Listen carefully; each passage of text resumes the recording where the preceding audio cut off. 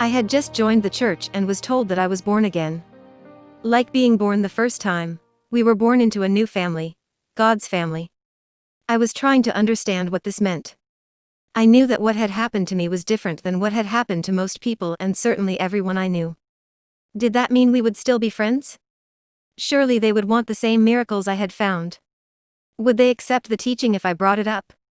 Would they still accept me? I didn't realize it at the time, but these thoughts were coming to me because I had some sense of shame over what happened to me. Perhaps it was because I realized I had been sinful and hellbound before joining the church. If I told that to a friend, it meant that they would feel the same sense of shame and possibly run from it and me. Would I be persecuted like people in the Bible? I had few friends left at this time, but a dear friend from the past came to visit shortly after I joined the church. I was thrilled to see her again, but the words of the church echoed in my mind. With great pain, I acted uninterested and counted it as a sacrifice for God. I pushed the pain out of my mind, but it still hurts to this day. Many years later we tried to reconnect, but had drifted too far apart. Losing a friend is always hard, especially when it is because of a mistake you made. In this instance, the pain was very great for me because our friendship did not end by mistake or because it wasn't working. I looked her in the eye and forced my hand to push our friendship off a cliff. And she was the last one. Now my only opportunity for friendship was in the church. I didn't fit in with anyone there, so I had to go it alone, just me and my relatives. Well, the relatives that got into the church, that is. We stopped speaking to the relatives that refused to join, and several we were never able to reconnect with again. Looking back, I missed out on so many great opportunities to know wonderful people because of this cult practice.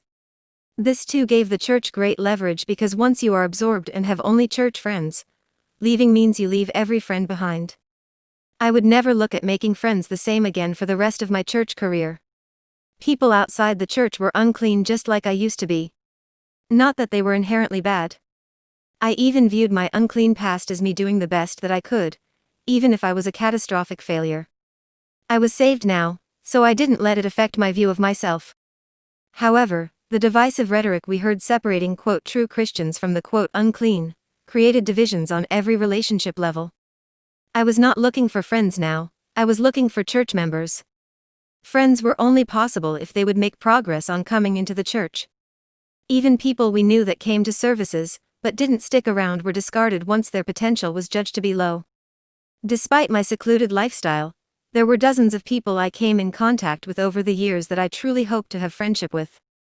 I wanted so badly to be a part of these people's lives. They had so many great qualities, including qualities that were difficult to find among church members. People who were truly kind to others, not just to a certain group. They had a different kind of warmth about them, something more inviting than most church members had. They showed a genuine interest in me, how I was doing, and what I was up to. They wanted to spend time with me simply because they liked something about me as a person. I liked them back, and wanted so badly for them to join the church so I could be their friend. I can see now that this type of warmth without ulterior motives was something I simply never knew. I transitioned from being bullied straight to church. We could only have friendships with people in the church, since we were on a different level of life experience than everyone else. Just as we had to come up higher to meet God, they would have to come up higher to meet us. I look back now many years later, and see my entire youth and more bottled up in a little glass box. I could never let myself make friends unless they became church assets. I stood in the confines of a doctrine handed down to me that preached freedom and love, yet took those very things away from me in a magnitude that could never be replaced. I will never relive those years, but I have the opportunity to live differently now. It is a very strange place to be, realizing you've been robbed of life's most precious gift, wondering how to find something else like it. I simply never had the opportunity to make lasting friendships. And when I finally escaped the cult that is the United Pentecostal Church, and after a life of not reaching out to others in a purely friendly way, I actually didn't know how. I had no practice making real friends, and the things that once came naturally to me had been stifled for so long that they were nowhere to be found. I'm still unpacking the baggage from this devastating pillaging of my soul, even after many, many years. However, I ate all this pain in the name of sacrifice for God. I had church members to associate with and go to events with. Mostly we went to church services, But there were other events that were merely church-themed.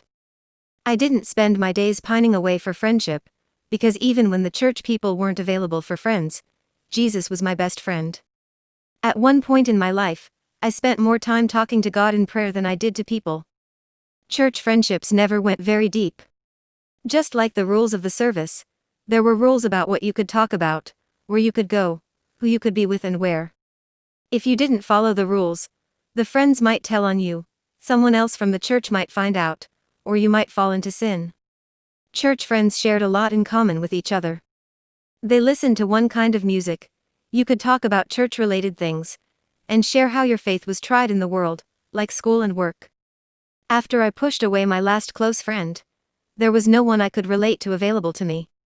It would be a year or two before we moved to another church after problems crept up that I would finally meet some church members that I didn't consider completely weird. One by one, friends and relatives came under fire as we tried to tell them about what happened to us. It wasn't just a story. Once you heard that it was the only way to go to heaven, you were obligated to either choose or reject God Himself.